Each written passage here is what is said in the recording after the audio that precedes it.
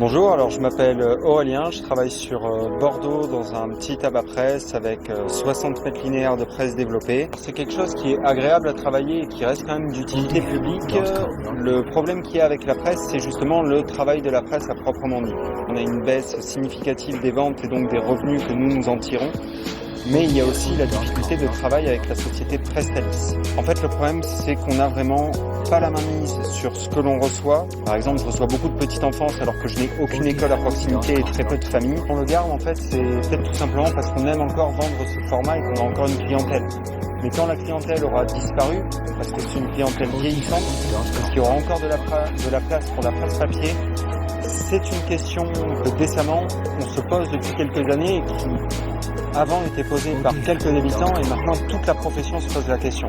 Financièrement, on peut voir que nos revenus ont largement baissé en fait au même rythme que la baisse de vente au global. Ça a été divisé par 2 en moins de 10 ans. Actuellement, moi je peux le dire sans complexe, je gagne 800 € sur mon activité de presse. Je reste classé de la même façon qu'avant, c'est-à-dire dans les 120 premiers de la région. Donc je me demande honnêtement comment les kiosques qui ne font que presse vivent encore et comment est-ce qu'on peut laisser le secteur en fait à ce point-là mourir sans essayer d'avoir une réelle intervention. J'ai 2 collègues qui ont arrêté la presse totalement. J'ai un collègue qui a arrêté tout ce qui était publication et qui ne fait plus que le point de vente presse quotidienne. Il y en a qui sont en train de vouloir arrêter. Et ce que j'entends moi au global, c'est tous ceux qui veulent réduire la presse ou diminuer ont le même problème que moi, c'est-à-dire des délais de plus d'1 an pour pouvoir modifier son service, une incompréhension totale, une opacité au niveau des procédures à mettre en place pour pouvoir effectuer ces changements. Je pense que dans 2 à 5 ans, j'aurai encore diminué mon volume de presse par souci de rentabilité d'espace, de rentabilité du métrage linéaire.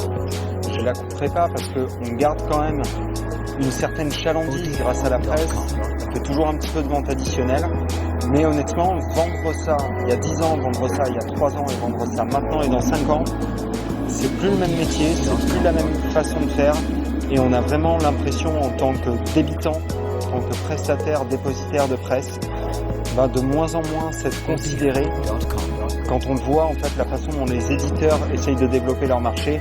Clairement, nous, on ne fait plus partie de l'équation.